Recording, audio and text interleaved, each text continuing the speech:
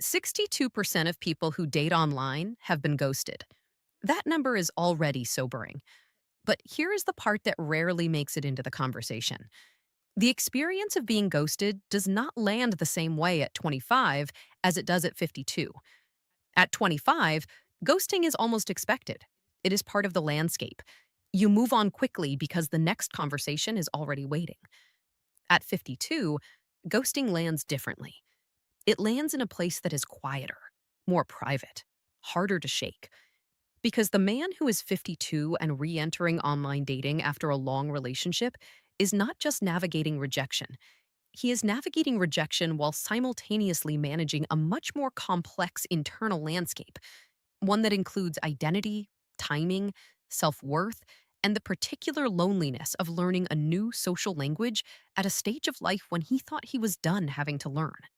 Today, I want to talk honestly about why ghosting happens disproportionately to older men in online dating. Not to assign blame, not to make it feel worse than it already does, but because the real reasons are almost never the ones men assume. And understanding them changes everything about how you show up in the digital dating space.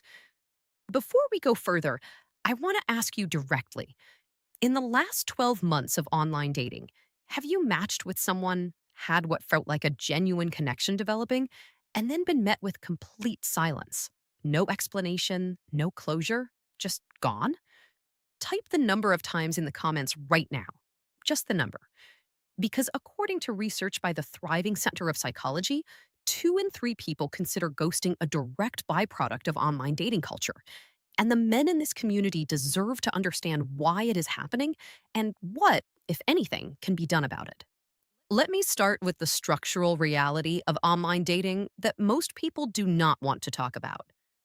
Online dating apps were not designed for the way older men typically approach connection. They were designed primarily for a younger demographic whose relationship with digital communication is fundamentally different. For someone in their mid 20s, the gap between a text conversation and real world interaction feels small. They have been communicating intimately through screens for their entire adult lives. The emotional register of a well written message is familiar and trustworthy. For a man in his 50s, the instinct is often the opposite. He knows that real connection happens in person. He is more comfortable in a room than in a chat window. He is often more compelling face to face than he is in a digital exchange. But he never gets to the room because he is being evaluated and often eliminated before the room is ever an option. This is the first structural reality. The app is not neutral ground. It favors people who are fluent in digital emotional communication. And that fluency is, for many mature men, not yet a developed skill. And here is what makes this particularly frustrating. The man who is genuinely compelling in person, whose presence, humor, and depth of experience would be immediately apparent in a real conversation, is being filtered out before any of that has a chance to show. He is being evaluated on a medium that was not built for his strengths. Imagine asking a world class chef to compete in a competition where the only judging criterion is the appearance of the raw ingredients on the counter before anything has been cooked. That is roughly the position many mature men find themselves in on dating apps. The thing that makes them genuinely attractive, their calm, their perspective, their ability to be present with another person, is almost impossible to convey in the first 3 exchanges of a text based conversation. But those 3 exchanges are often all they get, which means the first skill to develop is not how to be more yourself online. It is how to communicate the texture of who you are in a format that was not designed with you in mind. Now, here's where it gets more psychologically specific. When a woman in her late 20s or 30s matches with an older man on a dating app, she arrives with a set of expectations that are often invisible even to her. She is not consciously running a checklist, but her prior experiences with online dating, and there are usually many of them, have trained her pattern recognition to move quickly. She is looking for specific signals in the first few exchanges that tell her whether the connection is worth her time.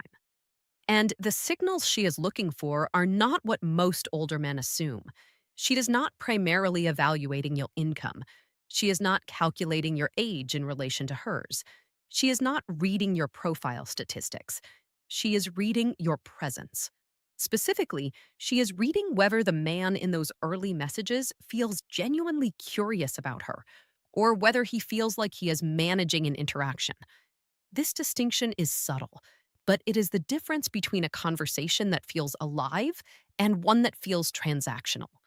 And this is where many older men, without realizing it, fall into what I think of as the interview trap.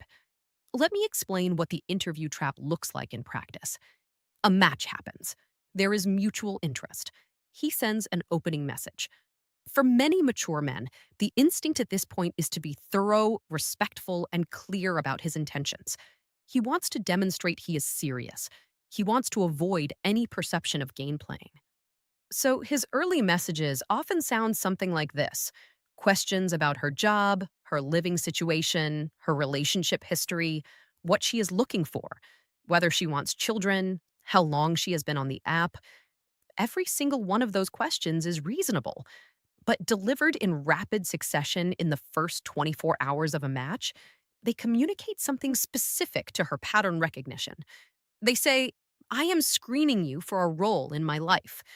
And she, who has received hundreds of messages on this platform and has developed sharp instincts about which conversations are worth her time, reads that energy and withdraws. Not because she is cruel, not because she is shallow, because she has learned through accumulated experience to trust her nervous system's response to certain conversational energies. And the energy of being screened does not feel like connection, it feels like an application process.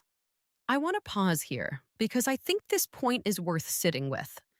Think about the last conversation you had on a dating app that faded out. Can you remember the moment the energy shifted? Not a dramatic moment, just a subtle shift where her replies got shorter, or slower, or less personal. Drop the word yes in the comments if you can identify that specific moment. And know if the whole thing just seemed to disappear without a traceable change. Because understanding where the shift happens is the key to understanding what is driving it. Now, let me talk about the second major reason older men get ghosted online. And this one is more internal. When a man re enters the dating world after a long relationship or marriage, he often carries something that is almost entirely invisible to him. I think of it as the scarcity signal. The scarcity signal is not something he deliberately broadcasts, he is not aware he is sending it. But it shows up in small, consistent ways across his digital communication that collectively communicate one thing: this matters too much to me. It might show up in the speed of his replies, always immediate, always available. It might show up in the warmth of his early messages, deeply enthusiastic about someone he has exchanged 3 texts with. It might show up in a small amount of over explanation, lengthy answers to simple questions that reveal, quietly, how much he wants the other person to think well of him. None of these things are character flaws. They are the natural result of a man who has been out of the dating market for a significant period, who genuinely wants connection, and who is not yet calibrated to the particular rhythm of modern online communication. But collectively, they create an impression: the impression of a man who needs this to work. And that specific impression, the neediness signal, the scarcity energy, is one of the most reliable predictors of being ghosted because it creates an imbalance in the dynamic from the very first exchange. She senses at an instinctive level that she holds all the power in this interaction. And paradoxically, that power imbalance, which he created in an attempt to show interest and warmth, is exactly what makes her less interested, not more. This is the hard psychological truth that the title of this video promised you. And I want to acknowledge something here, directly. For a man who has been genuinely hurt by the end of a long relationship, who has rebuilt his life with real effort, and who is approaching online dating with sincere intentions, hearing that his warmth and availability are working against him is not easy. It feels unfair. And in a certain sense, it is unfair. But understanding it is the only way through it. Now, I want to give you something concrete and practical. Because this video is not about making the problem bigger, it is about naming it clearly enough that it becomes solvable. There are 3 specific adjustments that change the entire dynamic of online dating for mature men. Not tactics, not scripts to memorize, genuine recalibrations. The first is response pacing, not as a game, not as a manipulation tactic, but as an honest reflection of the fact that you are a person with a full life who finds her interesting but is not waiting beside your phone. When a message comes in and your instinct is to reply immediately, pause. Not for hours. Sometimes 10 or 15 minutes is enough. Not to seem busy, but to actually be engaged with your own life long enough that the reply is a choice, not a reflex. That small shift changes the texture of the entire exchange. The second adjustment is depth over width. Instead of asking 5 questions about different areas of her life, ask one question and then actually follow it deeply. If she mentions she has been learning something new, do not move on to the next question on your mental list. Stay there. What made you start? Is it what you expected? When you go deep on one thread instead of wide across many, the conversation stops feeling like a form being filled out and starts feeling like two people actually talking. That distinction is the difference between a conversation she remembers and one she forgets. The third adjustment is the most important and the most difficult.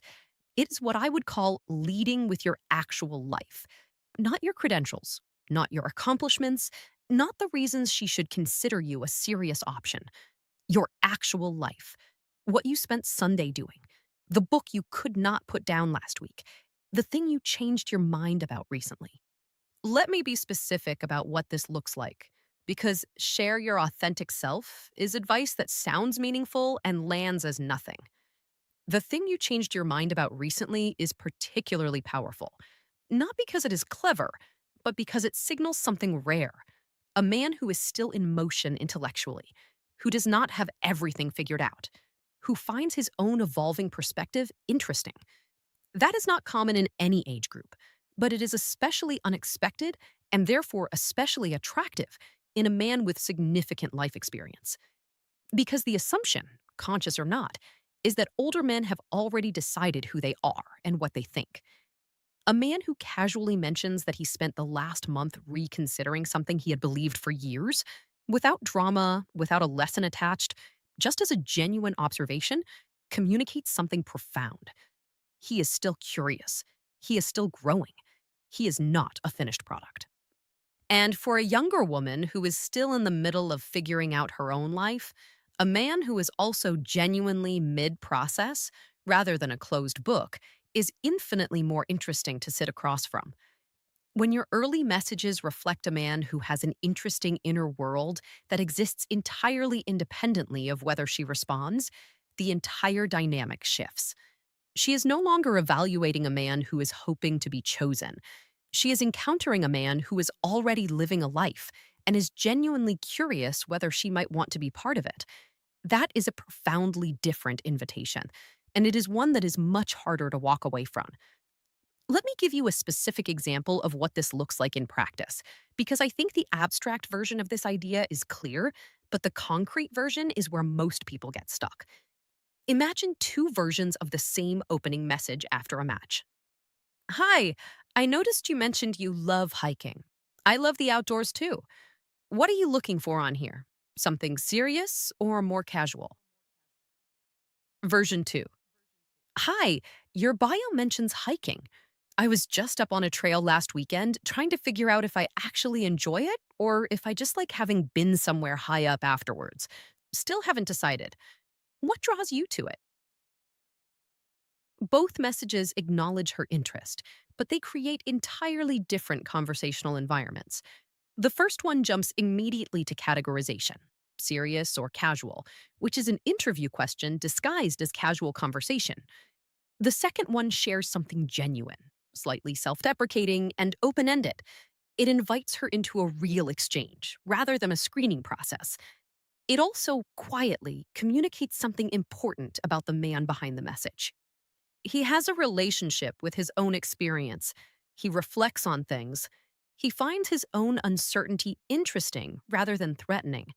That combination, self awareness without self consciousness, genuine curiosity without urgency, is what makes a message feel like the beginning of a conversation rather than the opening of a file, and it is entirely learnable. The men who are most successful at online dating in their 40s, 50s, and beyond are not the ones with the most impressive profiles or the most carefully crafted opening lines.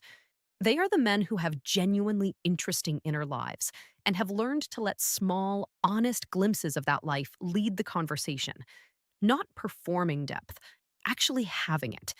And the thing about actually having depth, about being genuinely curious, genuinely reflective, genuinely alive to your own experience, is that it cannot be faked for long.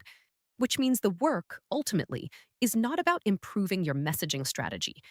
It is about becoming someone whose inner life is rich and present enough that it naturally shows up in the first few exchanges. That is a longer project than optimizing your bio, but it is the only one that produces results that last. I want to ask you one final question before we close today. Think about the way you currently present yourself in the opening days of an online dating connection. If you had to be honest, are your early messages primarily about showing her who you are? Or are they primarily about finding out if she is what you are looking for? Leave your answer in the comments. Showing or finding? There is no wrong answer. But the ratio of those two things in your early messages tells you almost everything you need to know about why some connections deepen and others disappear. Online dating is genuinely difficult for mature men right now. The structural realities are real. The cultural fluency gap is real. The emotional weight of re entering the dating world after significant loss is real. None of that is imagined. But the men who navigate it most successfully are not the ones who have the most impressive profiles or the most optimized opening lines. They are the men who have done enough internal work that their presence in a digital conversation communicates quietly and unmistakably that their sense of self is not on the table. Their curiosity is on the table. Their interest is on the table. But their worth, their sense that they are enough, that their life is whole and full and worth living with or without this particular match, that stays with them. And that specific quality is not just attractive. It is rare enough online that when a woman encounters it, she notices immediately. Now, there is a particular moment in online dating that almost every mature man handles in a way that quietly damages the connection, even when everything else is going right. It is the transition from digital to in person, the suggestion of a first meeting. Most men get the timing wrong, some get the language wrong, and a surprising number get the location wrong in ways that are entirely invisible to them, but immediately apparent to her. What the ideal transition looks and sounds like, and why certain approaches feel safe to her while others create hesitation, is exactly what I cover in the next video. I will see you there.